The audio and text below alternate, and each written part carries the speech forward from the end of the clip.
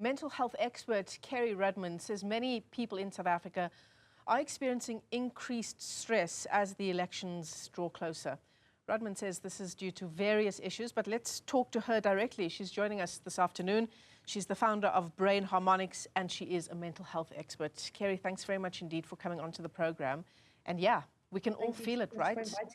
Not just the stress of elections, but all of the other socio-economic and just various issues that people are struggling with today. Absolutely. I feel like it's worse stress than it's ever been because of the layers of stress that we've experienced. So we've got post-COVID stress with a lot of economic stress that we're still trying to overcome.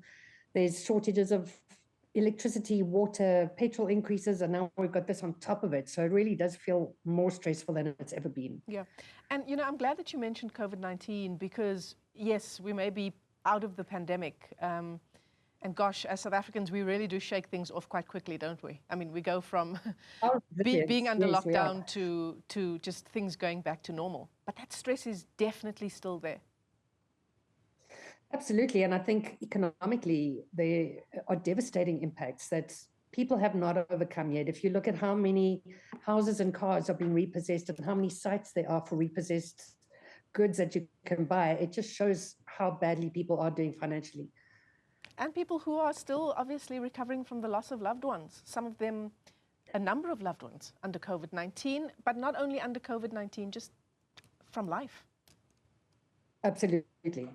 We've had an increase in suicides over the last 3 years that has been immense. So even if it wasn't from COVID-19, people are definitely still losing loved ones, for sure. Yeah. So, you know, how do elections play into this increase in stress? Is it just an additional thing, or is it, you know, around my future, the future of the country, and where we are headed over the next 5 years? So I think the biggest part of the stress is that it's unknown. When we can control anything in our environment, we feel more secure. When we're going through an election like this, we don't know how it's going to pan out. So some people have said, well, what if we do or don't vote and it just stays the same? If it stays the same, it's going to be detrimental. What if it gets worse? What if it gets better? But it's all unknown and we don't know how it's going to pan out. And I think that's where the stress lies. And it's really in people's faces, no matter where you go. You're looking at a poster, an election poster of some kind. It's on every social media site, every WhatsApp group. Everybody's talking about it. So it really is heightened in everybody's minds right now. Yeah, yeah, absolutely. And I suppose it doesn't help, you know, the fact that there is so much discussion around this being the most important election in our country since 1994. Things are going to change drastically. Some will hope. Many of us wanted to change. All of us wanted to change for the better. And obviously, all of us don't want it to get worse. The fact that we are so undecided going to the polls is another issue. I just don't know where I need to be putting my X or X's. Absolutely. Yeah.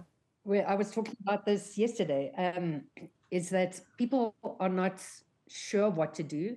A lot of people are not educated. They don't know enough about any one party to know which way to go. But I think that regardless of what people believe or who they want to vote for, they have to at least vote. There are people who just say, no, I'm not going to go. And for me, I feel like I can't complain about anything going on in my country if I don't actually vote. As soon as I've had my vote, then I can have a say. Yeah. I can complain if I want to. But please vote. Just get there and vote for someone. Yeah, yeah, absolutely. And do your research. Do your research on the manifestos. Have a look at what the parties are saying about the issues that are important to you. But what would be your advice, Kerry, in a context where not everyone has resources, for example, to speak to someone professional or to get the kind of mental health help that they need? So my advice on de-stressing, is that what you're meaning, on how to de-stress around this? Yeah, yeah. So my free advice that anybody can do, the first one is, it sounds like we should all know this, but sleep. Sleep is the most important thing that we could ever do. And we do all our recovery when we sleep. The first couple of hours are where most of the rehab happens. So you cannot rest, repair, or digest unless you sleep. And a lot of us are just not getting the hours in or the quality in.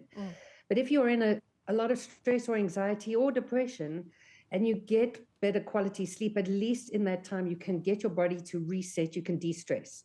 If you don't sleep properly, you're waking up in constant stress, you're never getting out of it, and it really does impact your body, it impacts your memory, it has detrimental effects on a whole entire system.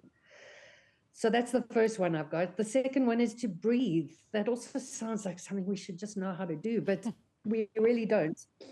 When you get really stressed out, you breathe a lot more shallow, you breathe quicker.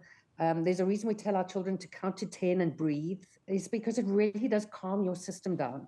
So when things become too much, just take long, slow breaths, and it'll calm down your central nervous system.